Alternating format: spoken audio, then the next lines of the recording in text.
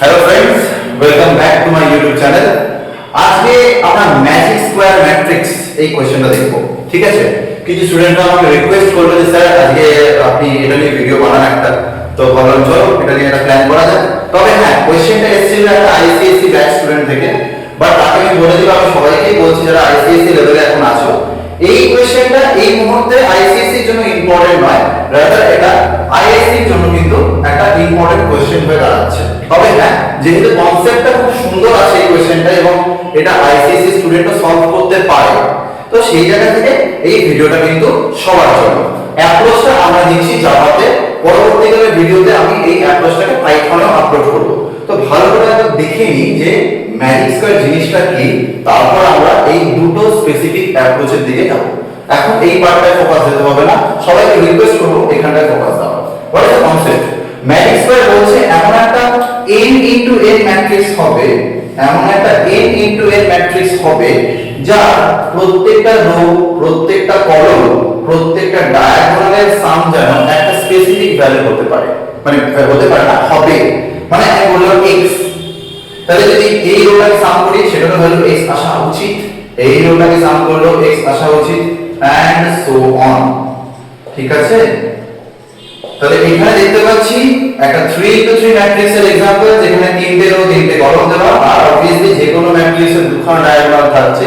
Properly যদি diagonal বোঝা হয় তাহলে ম্যাট্রিক্সটা আমাদের কি হবে? স্কয়ার ম্যাট্রিক্স হওয়া উচিত, রাইট? তো সেই জায়গা থেকে দেখা যাচ্ছে যে সবার অ্যানসার কিন্তু এখানে 15 আসছে। So it's a magic square বা ম্যাজিক ম্যাট্রিক্স বা ম্যাজিক স্কয়ার ম্যাট্রিক্স, যেটাই তোমরা বলো না কেন। তো এখানে প্রাইমারি জিনিস আমরা বুঝে গেলাম যে প্রত্যেকটা রো, প্রত্যেকটা কলাম আর প্রত্যেকটা ডায়াগোনালকে ভ্যালিডেট করতে হবে। বাট হ্যাঁ, এই যে x ভ্যালুটা সেটা কিন্তু ইউজার বলে দেবে না, আমাকে যে কোনো একটা র‍্যান্ডম রো বা কলামকে ক্যালকুলেট করে দেখে নিতে হবে যে হচ্ছেটা কি বা ভ্যালুটা কত আসতে পারে। তো চলে আসছি আমরা এইখানে আমাদের মেইন অ্যাপ্রোচটা।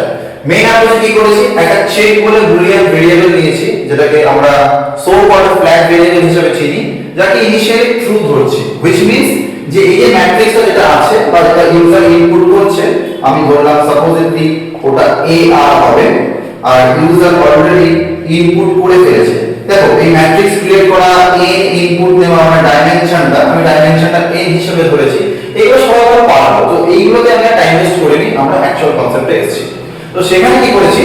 একটা চেক ভেরিয়েবল রেখেছি এবং প্রথমে আমরা লেফট ডায়াগোনালের সবকটা এলিমেন্টসকে s নামক একটা অ্যাকিউমুলেটর ভেরিয়েবলের মধ্যে সব স্টোর করেছি, যাতে করে আমরা প্ল্যান করতে পারি যে প্রত্যেকটা রো বা প্রত্যেকটা কলাম সাম করলে কত আসতে পারে, সেটা s এর মধ্যে স্টোর করেছি। Now coming to the easiest part, এইখানটায় দেখো রো সাম কলাম সাম আমরা সবাই করেছি। এই অ্যাপ্রোচে নতুন করে কি হবে? ওই রো সাম আর কলাম সাম করতে করতে আমরা চেক করতে করতে এগোবো যে ওদের সামটা সেই s বা এখানে যেটা x, ওই যে একটা স্পেসিফিক ভ্যালু, সেটা মিলছে কিনা, আর কিছু নেই। হ্যাঁ, তার জন্য রো সাম, কলাম সাম আর d2, এটা হচ্ছে রাইট ডায়াগোনালের জন্য তিনটে ভেরিয়েবল বানিয়েছি। হ্যাঁ, ফর লুপের আগে বানিয়েছি, এখানে একটা কাজ এখনো বাকি আছে, আশা করি তোমরা গেস করতে পারছো। দেখে নাও, যে লুপের আন্ডারে একটা রো একটা কলাম সাম করেছি, i j মানে রো সাম হবে, j i মানে কলাম সাম হবে, আমরা সবাই এটা জানি। ঠিক যে লুপটা শেষ হওয়ার পরে আমরা চেকিং করতে আসবো। আচ্ছা, তার আগে d2 এই ডায়াগোনালটা, এটা হচ্ছে আমাদের রাইট ডায়াগোনালের জন্য, এটাকে পরে আমরা চেক করব, কারণ পুরো i j শেষ না হওয়া অবধি আমি রাইট ডায়াগোনালে যেতে পারবো না, পরে দেখা যাবে। আচ্ছা, তো কি করলাম? যে লুপটা শেষ হওয়ার পরে এখনো কিন্তু i লুপ ক্লোজ হয়নি, মাথায় রাখবে i লুপ কিন্তু এই নিচে গিয়ে ক্লোজ হচ্ছে। তো এটা আমি কি করেছি দেখে নিই একবার। যদি row sum equal to s হয় আর column sum equal to s হয়, তাহলে তো ভ্যালিড, কোনো প্রবলেম নেই। এই এক্সক্লেমেশন মার্কটা ফলো করো, দেখো ব্র্যাকেট দিয়ে এক্সক্লেমেশন মার্ক দিয়েছি, তার মানে যদি ইনভ্যালিড হয় তার মানে গন্ডগোল আছে, মানে কোথাও না কোথাও রো সাম বা কলাম সাম মেলেনি বা কেউই মেলেনি। তো সেখানে ইমিডিয়েটলি কি করব?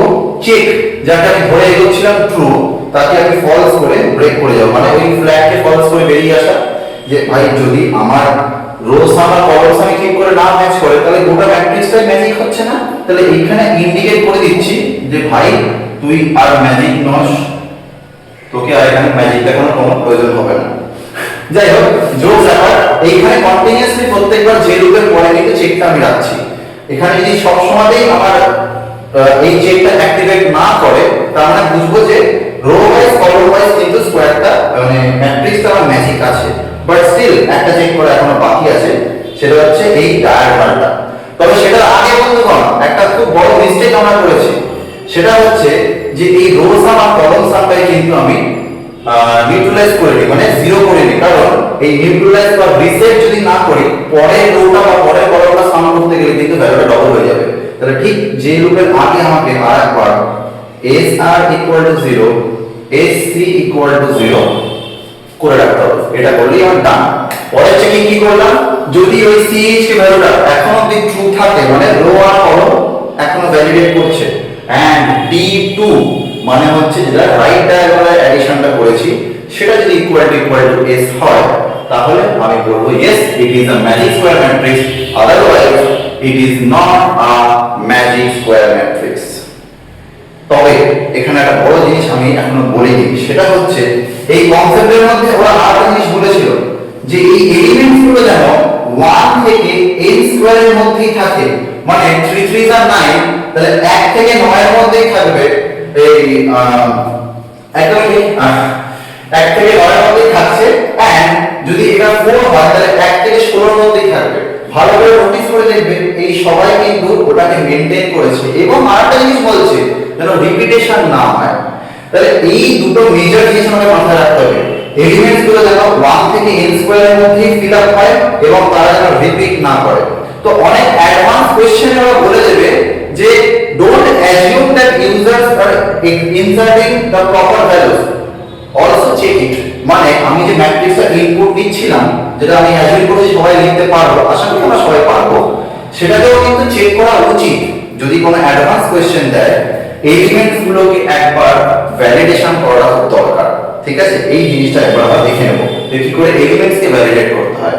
তো গেম ডায়াগ্রামে সবাই একবার শোনো, একটা সিঙ্গেল ডাইমেনশন অ্যারে বানাচ্ছি, যা এখানে যদি আমি অ্যাড করব, যার এলিমেন্টস গুলোকে আমি n স্কয়ার অবধি রাখলাম, মানে 0 থেকে ওদের ইন্ডেক্সিং গুলো ধরো যদি বলি আমি n এর ভ্যালু 3, তাহলে 3 3 টা 9 হয়, তাহলে 0 থেকে 8 অবধি ওদের ইন্ডেক্স নাম্বার থাকবে। 0 থেকে 8 অবধি ইন্ডেক্স নাম্বার থাকবে, যেটা হচ্ছে বুলিয়ান ভ্যাল আছে। একটা বুলিয়ান অ্যারে বানিয়েছি এবং বুলিয়ানের ডিফল্ট ভ্যালু কি, এক্স্যাক্টলি ফলস। তো সেই ফলস দিয়ে ফলস ফলস ফলস ফলস করে কিন্তু 9খানা ফলস থাকছে। 0 থেকে 8 অবধি একটা পুরো বুলিয়ানের ফলস এর চেঞ্জ হবে। ঠিক আছে, টার্গেটটা হচ্ছে একটা করে ভ্যালু আমি এক্সট্রাক্ট করছি, মানে এই যে 2 7 6 9 5 এরকম করে এক্সট্রাক্ট করছি, আর সেগুলোকে x এর মধ্যে রাখছি।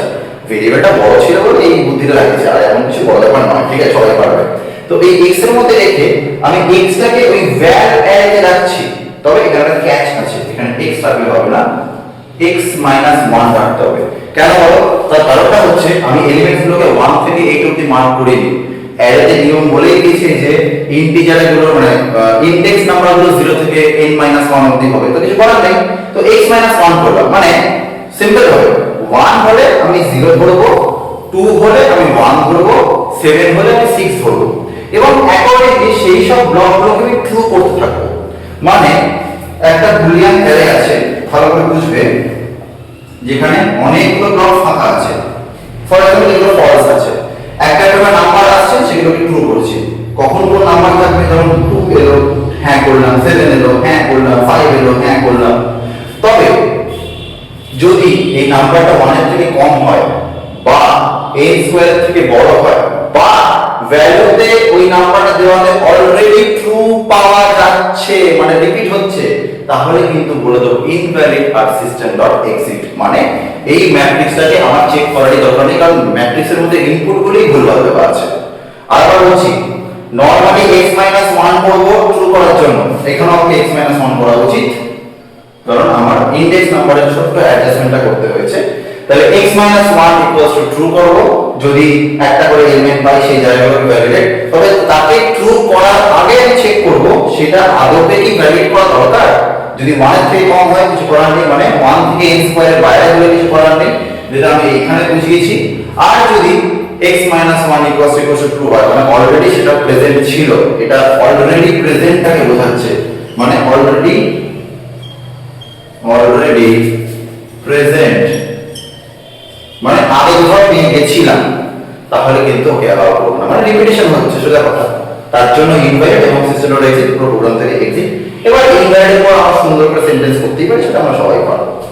তো এইটা ছিল এলিমেন্টস অ্যারেঞ্জমেন্ট অ্যাডভান্স পার্ট। তবে এই পার্টটা সবাইকেই করতে হবে। যখন কম্বাইন্ড কোশ্চেন দেবে এই পার্টটাকে আগে লিখবো, এই পার্টটাকে পরে লিখবো, দিয়ে আমার টোটাল প্রোগ্রামটা কিন্তু হয়ে গেল। সবাই একটা স্ক্রিনশট নিয়ে ভালো করে খাতায় লিখে অবশ্যই নিজেদের কম্পাইলারে রান করে একবার দেখো কোনো প্রবলেম হচ্ছে কিনা।